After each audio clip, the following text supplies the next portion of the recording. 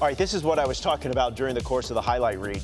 Pitchers to face the minimum through at least 8 innings in a postseason game. Don Larson did it in the perfect game, 1956 in the World Series.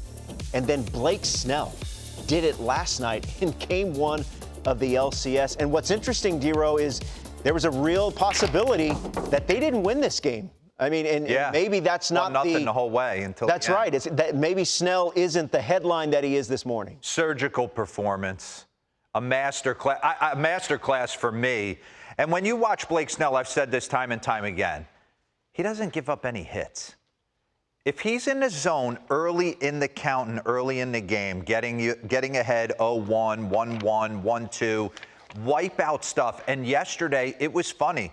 It was almost like he made the decision that he was going to come into this game, work on his off speed, and as the game progressed, you could almost see him on the mound at certain points in time. He'd go into his back pocket, pull out his cheat sheet, what guys probably slug and what counts, what are their hot zones, where I can go in certain counts. He looks down, puts it in his back pocket, and he would just have the pitch come right here and go, change up, and dominate with off-speed stuff. It was perfection. Eric Nays thought it was one of the best postseason pitching performances he had ever seen. So I want to dive in and give him love because they have worked this to perfection. 11 starts in the regular season. Would they have wanted more? Obviously. You want 30-plus starts out of this monster. But they have built him up to be absolutely firing on all cylinders at the perfect time. Bring up the boards, please. Blake Snell, 2025 stats. Including postseason, he's got an ERA of $1.97. No one hits him. He's punching out 11 guys per 9. He's allowed only 3 homers. Opponent average, hot change me to the opponent average. Lowest opponent average since 2023, minimum 300 innings pitched. Blake Snell, guys hit $1.88 off him. Tyler Glasnow, Skeens. This is the best in the business. And to be honest with you, it's not really close. So I want to get into some of the great pitching performances we've seen recently in the postseason and go through it. Because you go back to 2000, ALCS Game 4, Rocket on the mound in Seattle goes 15 punchies. How about the no-hitter? The late, great Roy Halladay dominates against the Reds 2010 NLDS. Pause this for me real quick because I was a part of this. Whatever gets you going, right? Whatever it is that gets Blake Snell going and motivates him to be great that night, I don't know what that is. I do remember in 2010 flying on a plane to Philly, playing against Atlanta in the division series in the ALCS. He had an axe to grind with the league, Tim Lincecum, because he had won multiple Cy Youngs going into that postseason. And all the talk was about Cliff Lee and Roy Halladay and who the best pitcher in the game was. I remember having conversations with him on the bench where he'd be like, they're gonna feel me when this is over. And he ended up leading us to the World Series and having an amazing postseason run. So the freak Tim Lincecum out in San Francisco in 2010. And I just thought it was interesting. Lauren Shahadi does an amazing job in the postgame, and she asked him what his favorite pitch was. Take a listen to this. I mean, you did whatever you wanted with all 4 of your pitches. Which was your favorite tonight, Blake? I like a located fastball. Yeah? If I can locate the fastball, it sets everything else up. He might like a located fastball, but anyone who was watching that game, it was changeups and breaking balls. The story of the game was off speed. Now, he can ram 97 in on Joey Ortiz and get the pick off of Caleb Durbin, which, by the way, fundamental baseball. You watch Freddie Freeman gain ground. Run that back for me real quick. First baseman's at home. Guys picked off. Watch Freddie take a step towards Blake Snell to clear himself right there. Get on the grass, give him an inside throw. Caleb Durbin tries to slide to the inside to effect the throw, and Freddie doesn't allow it. Talking about the heater in, yes, jam sandwich right there, Joey Ortiz, 97. But there wasn't a ton of located, dominant fastballs. 98 to Churio.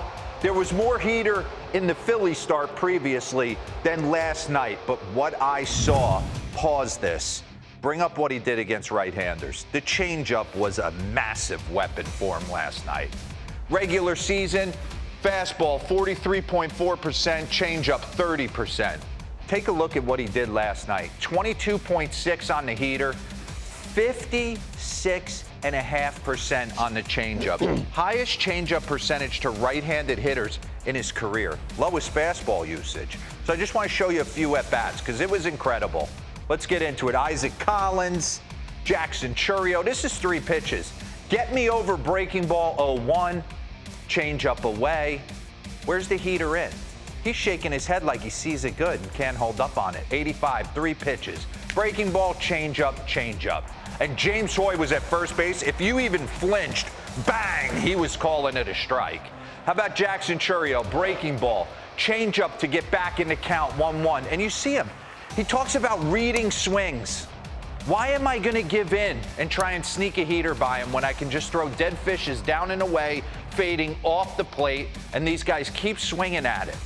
And it's not like it's an don't be mad at me for saying it's not like an elite changeup, but the weaponry that surrounds it allows him to throw it. Pause this for me. Whenever he wants and gets tough swings and misses. What does he do against lefties? Bring the board up. Potpourri against the lefties. So he can go heater 34% of the time, slider 27, curveball 31.7. Pretty stock to what he was doing in the regular season. Maybe more fastballs in the regular season. So, and then different from what he did against the Phillies. So let's go in and take a few looks at some lefties, right? You remember him ramming Kyle Schwarber in with the fastball? 97 away.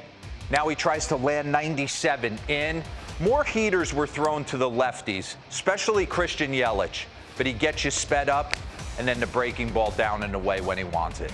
That's 2018 NL MVP, Christian Yelich. Blake Snell has the ability to make really good hitters look really bad at the plate at times. And then, why I would have sent him back out for the 9th. This was a cruise job. Pause this. I don't think he broke a sweat. Look at the pitches per inning. 14, 12. He never went 15 pitches in an inning. I just think you should go up to him in that. If I'm Dave Roberts, I don't know if he just shook his hand at the top of the step, or do you go up to him and go, hey, want to make history tonight? I don't want to take you out. It's 1-0. I don't want to bring in Sasaki and show him to the Brewers, but they wanted to. Keep it running right here. Sal Frelick, 8th inning, 3-2 count, 1-0. You're battling to stay in this. There's no way 2 outs he's throwing me that. And then stares at me and walks off the mound. There's nothing you could do if you're Blake Snell but tip your hat, Sal Frelick, and go back to the outfield. So just a masterclass by Blake Snell last night. I know there was a lot of decisions within the game, but I wanted to give number 7 his flowers.